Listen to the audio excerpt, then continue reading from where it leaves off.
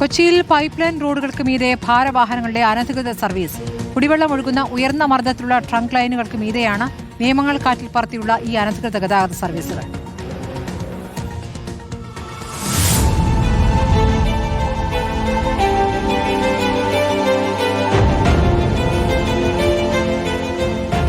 ഇത് കളമശ്ശേരിയിൽ നിന്ന് കുസാറ്റിന് സമീപത്തുകൂടി പാലാരിവട്ടത്തേക്കുള്ള pipe line road.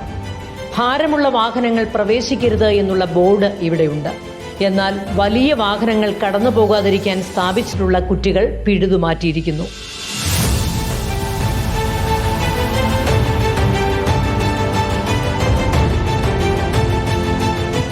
ഭാരമേറിയ കണ്ടെയ്നറുകളും ട്രക്കുകളും മറ്റു വാഹനങ്ങളും ഇതുവഴി കടന്നു പോകുന്നത് മണ്ണിന് താഴെയുള്ള ഭീമൻ പൈപ്പുകൾക്ക് ഭീഷണിയാണ്.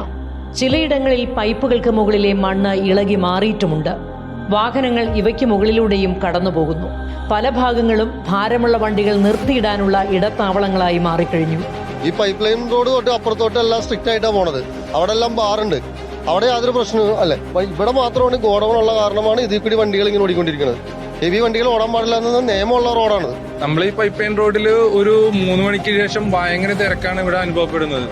അത്രയും തിരക്കുകൊണ്ട് ബ്ലോക്കുമാണ്. ചില മണിക്കൂർ 1 മണിക്കൂർ 2 മണിക്കൂറൊക്കെയാണ് ഇവിടെ സ്കൂൾ കുട്ടികളും വണ്ടികളൊക്കെ ഇവിടെ ബ്ലോക്കിൽപ്പെട്ട് കിടക്കുന്നത്. ഈ റോഡിന്റെ ഇരുവശങ്ങളിലും നിരവധി കമ്പനികളുടെ ഗോഡൌണുകൾ പ്രവർത്തിക്കുന്നുണ്ട്. അങ്ങോട്ട് പോകുന്നതാണ് വലിയ വാഹനങ്ങളിലേറെയും. കളമശ്ശേരിയിൽ നിന്ന് പാലാരിവട്ടത്തേക്കുള്ള കുറുക്കു വഴിയായി ഈ റോഡിനെ കാണുന്നവരുമുണ്ട്.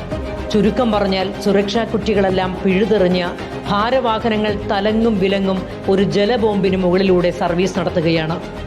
ഭാരവണ്ടികൾ തടയുന്ന കുറ്റികൾ പിഴുതെറിഞ്ഞ് നിയമം കാറ്റിൽ പറത്തി ഭരണ സംവിധാനത്തെ പരിഹസിക്കുന്നവരെ കണ്ടില്ലെന്ന് നടിക്കുകയാണ് അധികൃതർ.